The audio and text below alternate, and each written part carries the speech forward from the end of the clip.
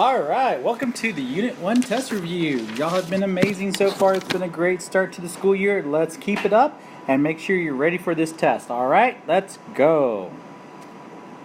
Alright, before I get started going over this test, let me show you the answers. So basically, this way you can actually have all the answers. You can pause this at any time and kind of go from there. After that, I will go over problem for problem, every problem. Yeah, let's go with that. Anyways, so here's like the first or the top half of page 1, bottom half of page 1, and then let's go to page 2, top half of page 2, and there's the bottom half of page 2. Okay, so now let's go over the problems individually. Okay. What's another name for line L? That's my way of the computer giving me an L, but obviously you can see there's a slightly different one there. But that's L.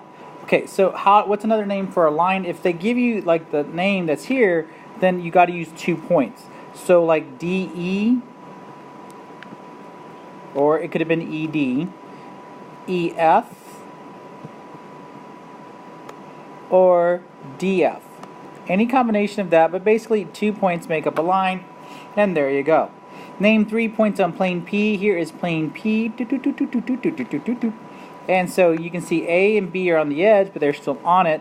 So A and B and C. Okay, those are the points that are on plane P. That means they are coplanar. Keep that in mind. Coplanar. Why did I erase that? Coplanar. Name the intersection of points plane P and N. Okay, so here is P, right? We've got this one right here. And then you've got, say, N, right there. And then you can kind of see that they're both intersecting right here in the middle. And when planes intersect, they make a line. And this one makes line A, B. Oh, so there you go. Now, I'm not going to take a picture of number 4 because I want to get that figure for 5 and 6. So number 4 says name 3 non-coplanar points. So you need to have 1 point on one plane and say another 2 points on a different plane. So I would focus on C, not A and B, because they're on that intersection, so they're technically on both planes. So C, and then you can pick any 2 points from here, and I would have gone like, say, D, E, or F. But you had to have the C. You could have picked any of the others like for that. So non-coplanar means they're not on the same plane. That's something, again, these are definitions. If you're having trouble remembering them, you might want to make sure you put them into your into your note card. Okay, now let's look at, say, number 5. Name 3 points which are collinear. Again, collinear means on the same line. Okay, so you can't go like this. They're on the same plane. It has to be one straight line, like, say, I don't know, like this. Oh, look how that goes in a straight line, and all 3 points A, D, and E are on that line. That's it. You're done. No more. Collinear means on the same line. Name the intersection points of, say, the plane ACD. So dot dot dot dot dot dot, and plane P. Dot dot dot dot dot dot dot dot. Well, they intersect right here because C and D are on plane P also, so they intersect at CD. Again, most of this should be fairly easy, guys. You're just trying to find like where things are. You just got to know definitions, okay? So let's look at number 7. Number 7 says find the length of DE if D is between the points C and E, and CD is 6.5 and CE is 13.8. So they're telling you find CD, but they're saying there's a line, CE, D's in the middle, or D's in between. Let me say that, D's in between. Okay, CD is 6.5, DE is 13.8. You know what? I think I drew that differently when I did that on here. Oh, I did, because I'm so silly. All right, I drew that wrong on the key. I'll have to fix that in a second. 13.8. Right? Okay, so you've got this small one plus this small one would equal the total. So if I subtract these two, 13.8 minus the 6.5, then I would get the length of DE. So this would be 7.3 centimeters. Okay, so there's that answer. I did draw it wrong on the thing, but you kind of get the idea. For me, it's a little bit easier to draw it out, but again, just kind of read it carefully and it should be fine. All right, number 8. I'll go ahead and do it here. I won't draw it out or take a picture of it. But you got X, Y, and Z, and they're telling you this is 8, this is 2x plus 7, and then this is 4x plus 3. Okay, so you know these two add up to equal this one.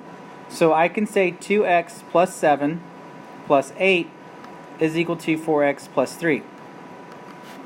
Okay, and then from there I combine and I get 2x plus 15 is equal to 4x plus 3. However you want to do this, I'll go variables to the left, numbers to the right. So I'm going to say negative 4x, negative 15, gives me negative 2x is equal to negative 12, and then divide by negative 2 to get x equals 6. Okay, so there you go. They just wanted to find, they want to find the length. So I now need to find from x to z, so I need to put the 6 here and say 4 times 6 is 24, and 24 plus 3 is 27. So xz is 27 centimeters.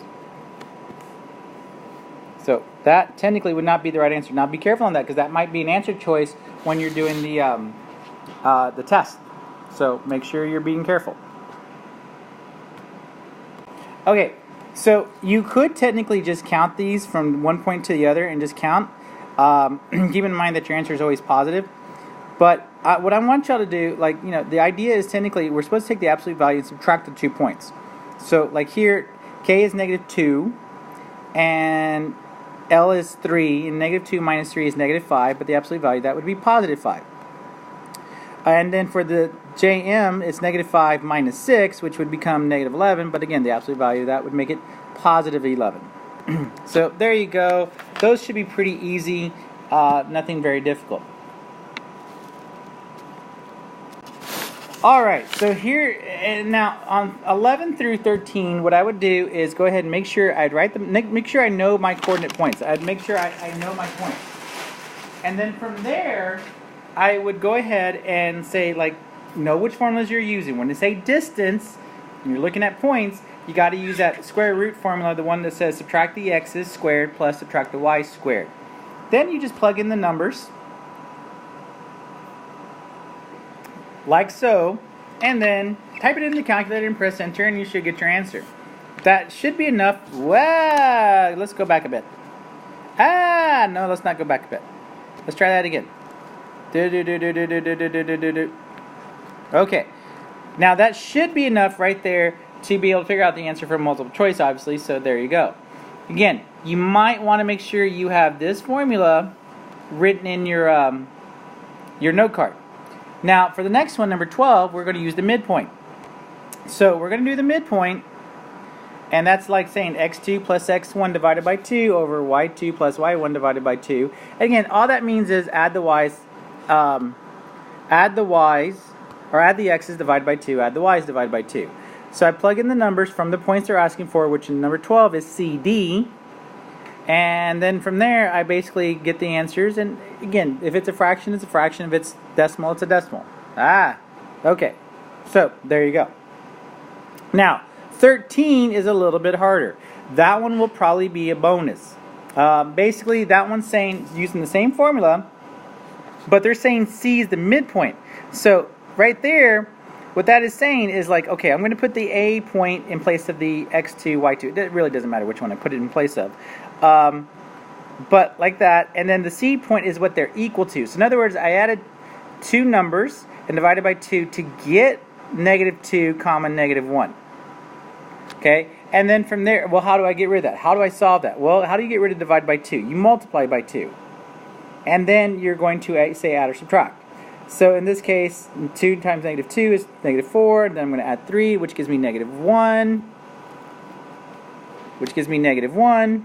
And then I would say subtract 1. So here I've got e is equal to -1, comma 3. And I'm sorry, comma -3. And there you go. So that would be what you would do there to get that. That would be bonus. And maybe we make that into a bonus, like as in for a number or a test, whatever.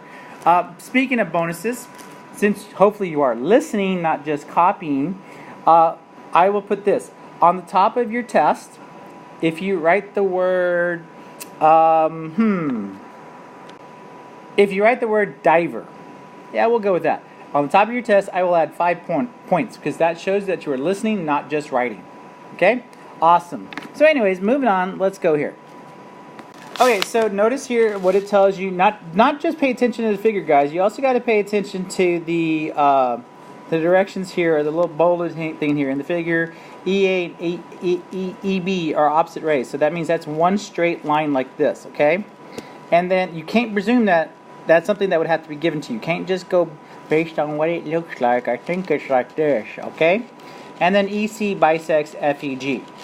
Okay, so that's also important. So we're saying this right here is bisecting this one right here. That cuts it in half. That means those are two equal halves. All right, so name an acute angle. Well, I can tell because I would have to have a straight line here to be vertical, or to not be to be like a right angle. So A angle F, or A, doesn't matter, EA is an acute because that one is definitely going to be less than 90. I can also go angle FEC, angle CEG, angle GEB, and that looks to me like that's about it. Maybe there's more, but that one looks like pretty much covers it. Okay, on 15 I want obtuse angles. So now I want angles that look like they're bigger. So bigger than 90 degrees. So something like that definitely looks like it's bigger because it goes past that vertical point. So angle here, AEG, and if I go the other way, like BEC, or F or B, doesn't matter. Again, make sure EB. These two letters can switch, but the one in the middle, notice that vertex has to be in the middle. You can't go beyond that. Oh, I almost forgot. I could have thrown in there, and there's more, like F, E, D, and say angle G, E, D, probably even angle CED, but I think I'm kind of pushing my luck. Anyways, but you get the idea, like how that works. You just got to make sure that you know, there could be more, but this is an example. And again, multiple choice, you're looking for the one, so it may not be the one you necessarily see at first, but you know, test the answer choices and see if those work. Okay. Number 16 is name a right angle. So obviously with the little square, I can say that angle AED is a right angle, and because this is an opposite ray, that means this D makes this into 100, this right here into 180 degrees. So if that's 180 degrees and this one is 90, then angle BED is also 90 degrees, because 90 plus 90 would be 180. Okay, that's really the only two I can for sure verify, and kind of go from there. Okay, so let's look at number 17 now. Number 17 says find the value if FEG is 82 degrees and FEC is 5x plus 11, then find CEG. Right. No, find the value of x. Okay, so like there's a couple of different ways I could do this. One way is to say, okay, if this is 5x plus 11 and this bisects right here, this is also 5x plus 11. That to me would have been the easiest thing to do. So these two add up to 82. So 5x plus 11 plus 5x plus 11 equals 82. That gives me 10x plus 22 equals 82. Subtract the 22. You get 10x equals 60. So x is going to equal 6 because I'm going to divide by 10, and 60 divided by 10 is 6. So that was all it asked for, was the x. Make sure you pay attention. Are they asking for the x? Are they asking for the angle? Are they asking for the length of a line? Make sure you understand what they're asking for. Alright, so measurement of angle AED, number 18. Measurement of angle AED, 16y plus 10. Find the value of y so that ED and AB are perpendicular. So we want, if we look at this drawing, according to this, they're saying AED is 16y plus 11, or plus 10. Now, I probably made this a little bit easier. I got to get stuck off that because I put that little square there. I did that for a purpose. So I want to prove that this right here, ED and AB, are perpendicular. So if that's the case, in this case I'm going to assume that, but that means then I got to set this right here equal to 90 degrees. So 16y plus 10 equals 90, so minus 10, and 16y is equal to 80, and then if you divide by 16, you get y is equal to 5. And that's that. Okay, number 17. I'm sorry, number 19. Have no clue why I went backwards there. Number 19. Find a linear pair. Again, linear pairs, if you take a straight line, any two angles that you can make out of that, it becomes a linear pair. So, like, I could say angle AEF, and then I would also say angle FEB. Notice how two of them share the same, the two lines share the same point, or the two angles share at least 2 points, or the same side. I could also say angle AED and angle DEB. I could have said angle AEC. Notice how E is always in the middle because that's the vertex. Angle CEB. I could also say angle AEG and angle GEB. Dot, dot, dot, and dot, dot, dot, and there you go. Alright. Now name an angle that is supplementary to, remember, those are all linear pairs. Name an angle supplementary to AEG. So angle supplementary to AEG would be GEB, as you can see right there from that last example, and there you go. Alright, so I'm going to stop there for the first video. I will make a second video that goes over the rest of the problems, but there you go. So far, so good. Hopefully y'all are catching this, and hopefully this is helping y'all. Thank you so much.